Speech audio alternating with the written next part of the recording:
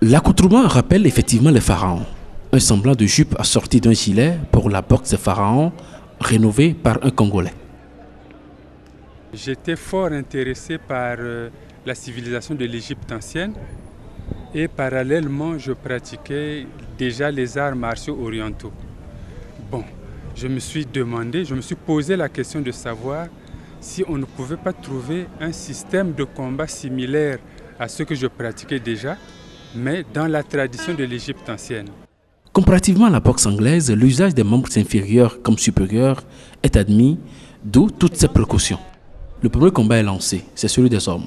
Le choc est souvent violent, ce qui nécessite l'intervention des soigneurs. Cette boxe répond à deux principes et ressemble un peu au kickboxing. Le kickboxing, oui, il y a des attaques pied-point, point-pied. À notre niveau aussi, il y a des attaques pied-point, point-pied. Mais sauf qu'il y a ce sont les principes qui nous différencient. Lorsque nous frappons le coup de pied niveau haut, il faudrait que la main soit au sol.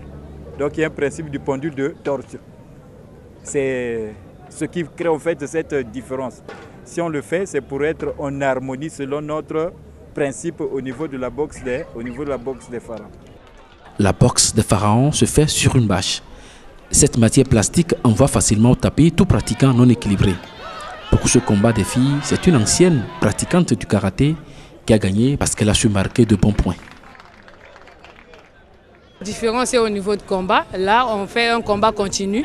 On n'arrête pas, on arrête. Si l'autre se sent vraiment en difficulté, c'est à ce moment qu'on arrête le combat. Par rapport au karaté, dès que tu marques un point, on arrête pour te donner la victoire et tu as aussi plein de temps de récupération. Ici, on perd plus de souffle parce que c'est un combat continu. On ne s'arrête pas quand on attaque. Au karaté, tu as tout le temps de gérer ton combat. Tu marques, tu peux conserver et tout. Mais ici, c'est un peu difficile. Cette discipline sportive en démonstration aux Jeux africains de Brazza a l'ambition de s'internationaliser d'ici à là. Notre objectif à long terme, c'est de devenir un sport olympique. Et pour devenir un sport olympique, il faut remplir certains critères, notamment être pratiqué dans au moins 3 pays, 3 continents. En plus du Congo, la boxe des pharaons se pratique aussi en RDC, en Angola, en Afrique du Sud, en France et en Italie.